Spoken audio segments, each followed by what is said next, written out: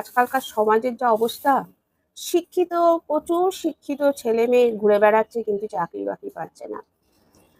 এরকমই একটা গল্প আপনাদেরকে বলি। গল্পটা মজার হলেও কিন্তু তার ভেতরে অনেকটা দুঃখ কষ্ট লুকিয়ে আছে।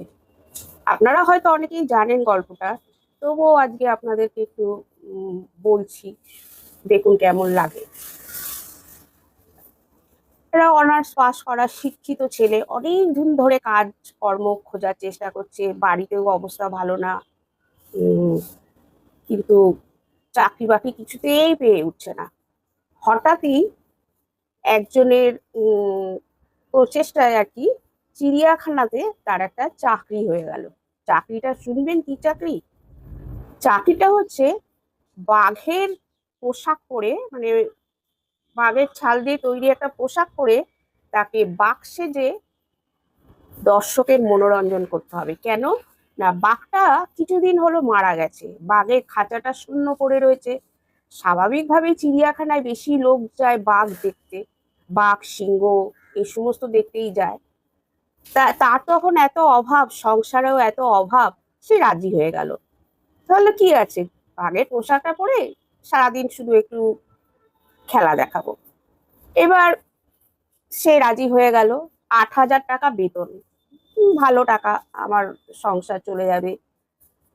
এবার সে সেই পোশাক পরে প্রত্যেকদিন ওরকম লম্ফ ঝম্প করতো।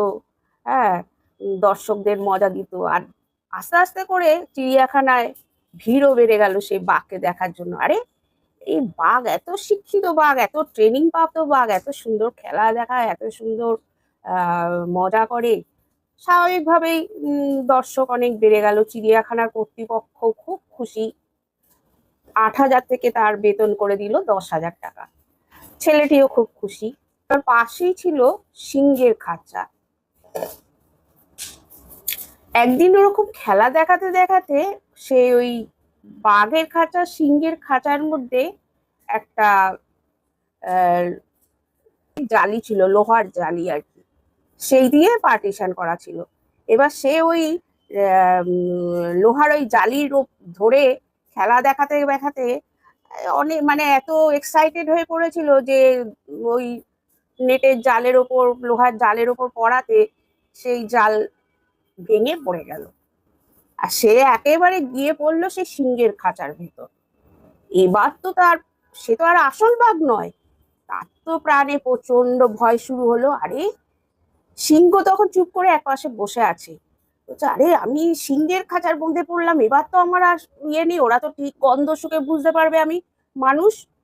সে তো ভয়ে জবু থবু হয়ে গেছে। এবার সে ভাবলো, যা আমার পৈতৃক প্রাণটাও মনে হয় চলে গেল, আর আমি নেই। ও তো বুঝেই গেছে যে আমার প্রাণ শেষ, বলে ও জবু থবু হয়ে এক পাশে বসে আছে। আস্তে আস্তে ভিড়টা কমে গেছে, সন্ধে হয়ে আসছে। এই দেখে ও জবুথবু হয়ে এক পাশে বসে আছে দেখে সিংহ ভাবলো কি ব্যাপার, সে ওরকম জবুথবু হয়ে বসে আছে। সে ওর কাছে ধীরে ধীরে এগিয়ে গেল। সিংহ তার কাছে এসে দেখে সে তো প্রায় হার্ট ফেল করার জোগাড়, সে প্রাণের মায়া ছেড়েই দিয়েছে। আর ঠিক তখনই সিংহটা বলে উঠলো, ভাই, এত ভয় পাবেন না, আমিও আপনার মতো খেলা দেখাতে এসেছি। অনার্স পাস করে চাকরি পাচ্ছিলাম না, তাই এই কাজটা নিয়েছি। এই শুনে ছেলেটি অবাক। গল্পটার মধ্যে আমাদের হাসি পাচ্ছে ঠিকই, কিন্তু কতটা বেদনাদায়ক।